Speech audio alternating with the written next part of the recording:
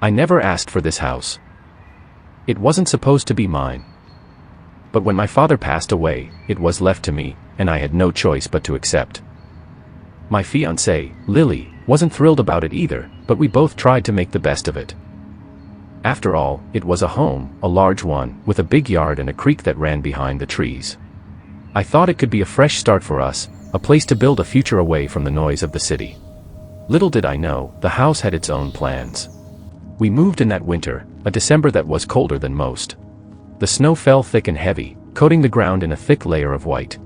The house was cold, despite the furnace running all day, and the walls creaked as though they, too, were adjusting to their new tenants.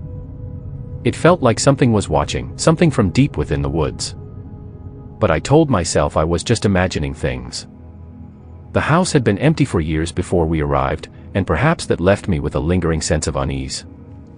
The first sign that something was wrong came shortly after we moved in.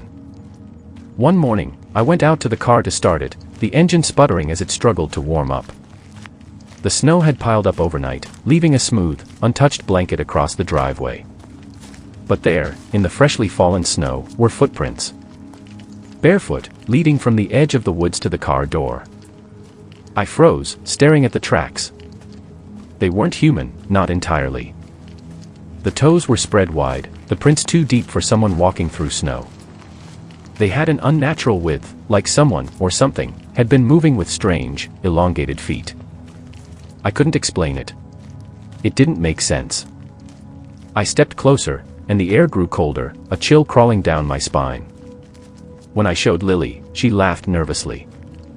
"Maybe it's just an animal," she said, though her voice trembled. I wanted to believe her. But then I remembered something my father had said years ago, during one of our family trips to the cabin. "The woods get lonely," he had joked. "They'll borrow things sometimes." I couldn't shake the feeling that whatever had left those prints wasn't borrowing anything. It was watching.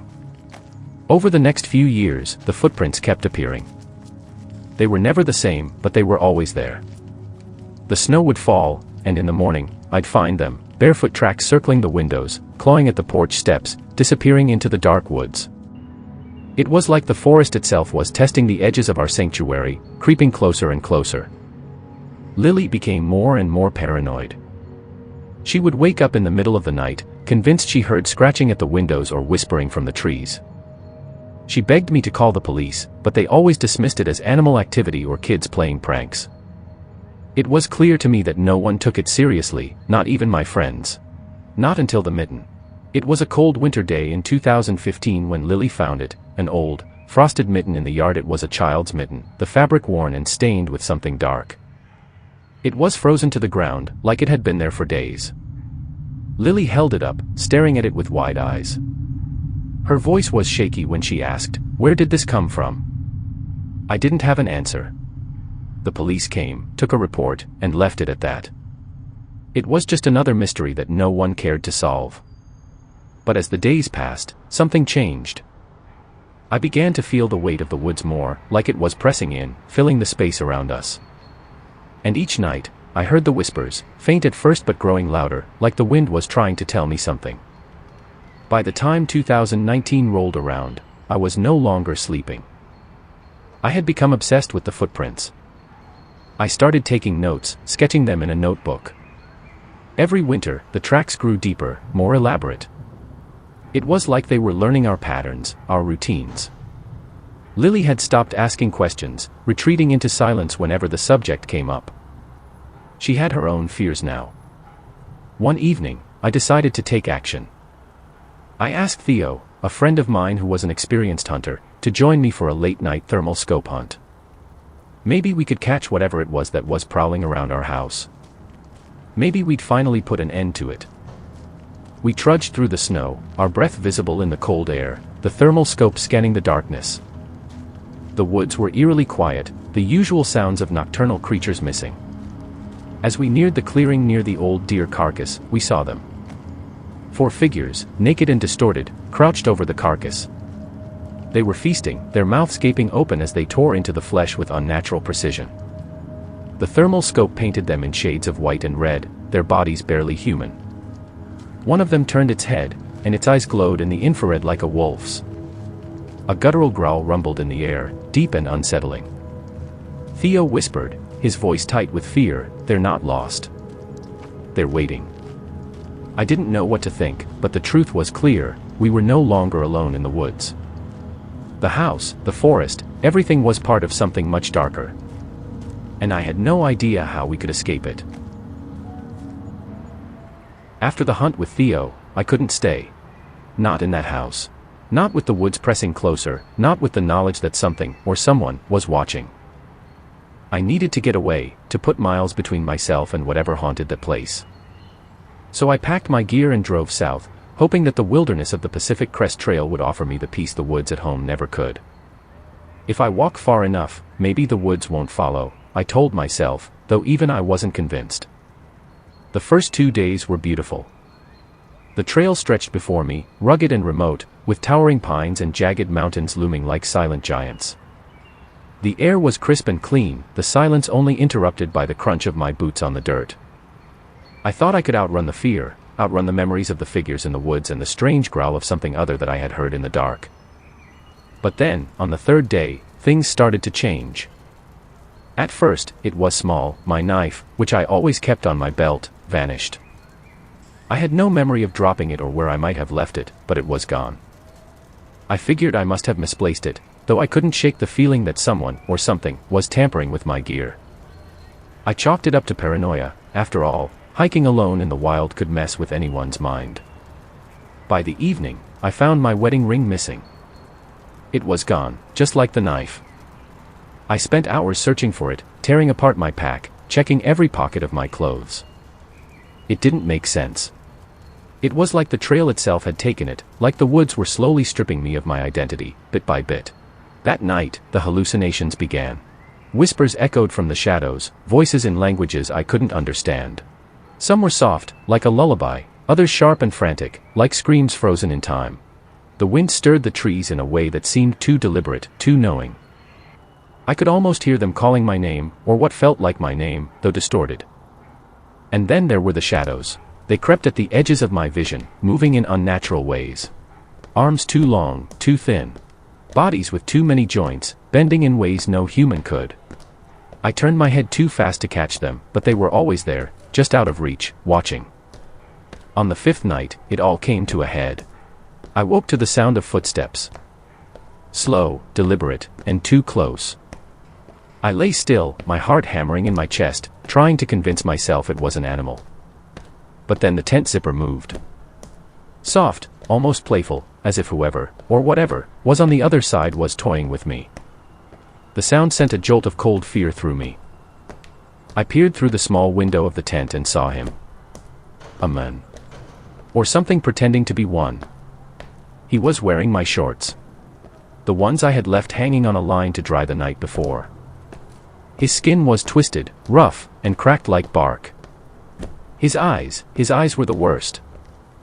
They were narrow, slitted like a predator's, and when he looked at me, there was something ancient, something wild in them. He licked the tent zipper, as if testing it, like it was something he could devour. My pulse quickened, panic rising in my throat. He was close now, so close that I could hear his ragged breathing. His hands, gnarled like tree roots, scraped at the fabric, pulling it back, inch by inch. I didn't wait for him to get any closer. My hand shot out, grabbing my rifle, and I fired, not a warning shot, but a direct hit. The blast echoed in the night, loud enough to shake the trees. The man, if he was even a man, staggered back, hissing like a feral animal. His pupils expanded, swallowing the light, and his teeth glinted in the moonlight, too sharp, too unnatural. His voice came in a rasp, a sound that didn't belong to any human. "You're theirs now," he hissed, and then he was gone, slipping into the shadows like a creature of the night. I didn't stay. I packed up in a frenzy, leaving my campsite behind, my heart still racing. I ran, not caring about the trail anymore. I just needed to get away from whatever had followed me, whatever had claimed my ring, my knife, and now, my shorts.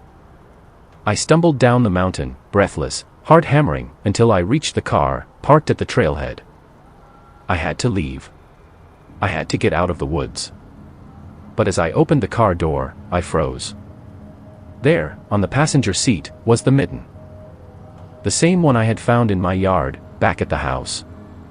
Frosted and stained, just like the one Lily had held that day. It was impossible. The woods. They were following me. I slammed the door shut, my mind spinning. Whatever was happening, whatever I had run from, wasn't done with me. It wasn't over. It had only just begun. I drove away, but I knew one thing for sure, I wasn't alone anymore. The woods didn't forget.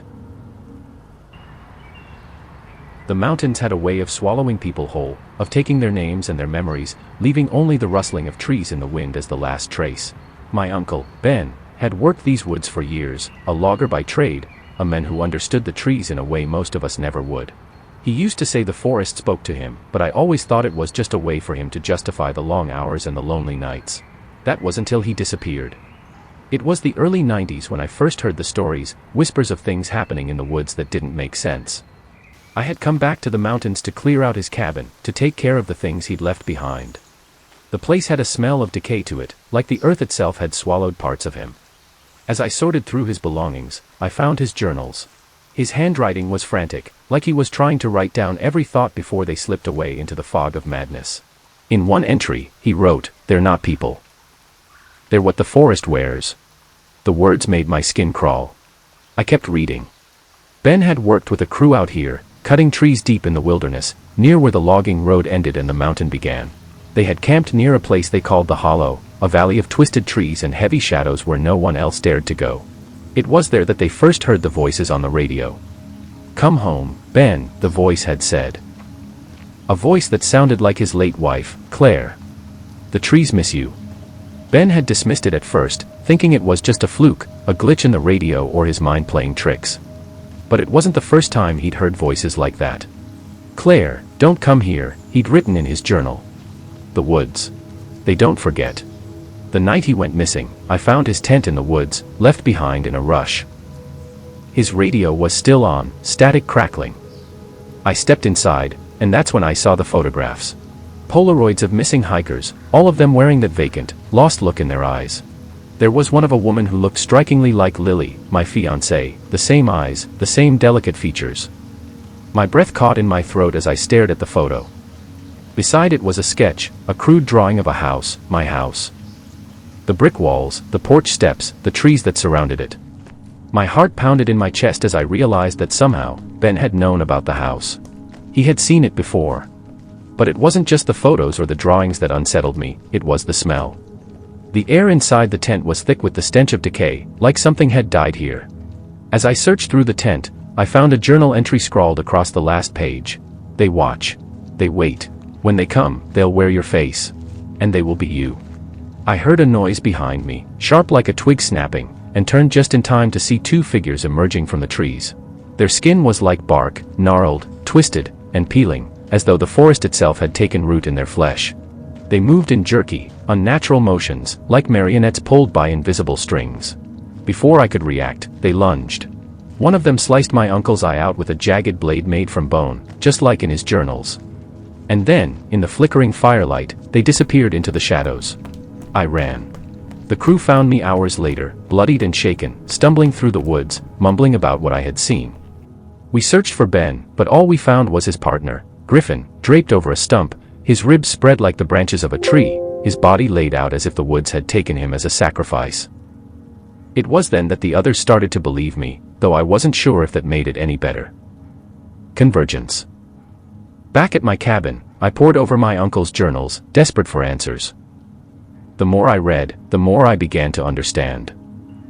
The figures weren't just some twisted version of men, they were Weredian. Forest spirits, older than the trees, spirits who mimicked the lost. When someone disappeared in the woods, when they were claimed by the forest, the Weredian wore their skin, their memories, and their faces. They became them. They became us.